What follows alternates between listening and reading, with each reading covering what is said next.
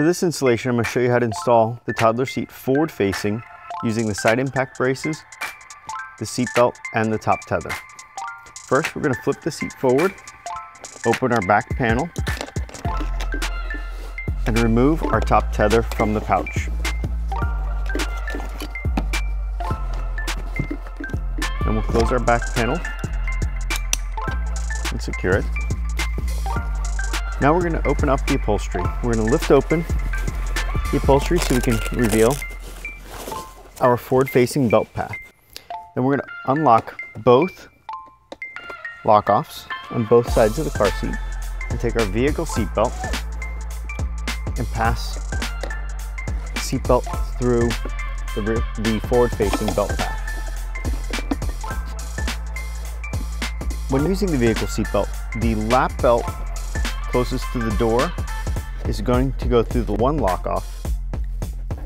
We're not going to close it just yet. We're going to buckle in the seat belt. We're going to pass both the shoulder belt and the lap belt through the second lock-off closest to the latch plate, or closest to the buckle down here. Now we're going to push down on the car seat. We're going to pull on the shoulder belt, removing any slack from the lap belt, getting a nice tug and then a tight installation. Once you've done that, close the lock off closest to the buckle first. Then close the second lock off on the lap belt portion only. Next, you're going to attach your top tether.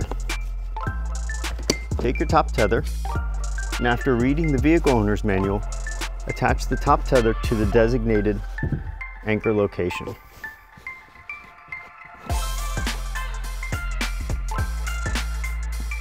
The last step is going to make sure your car seat is nice and snug.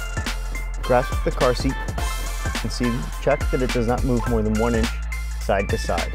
If it does, retighten the lap belt by pulling more on the shoulder belt and close the lock-offs again.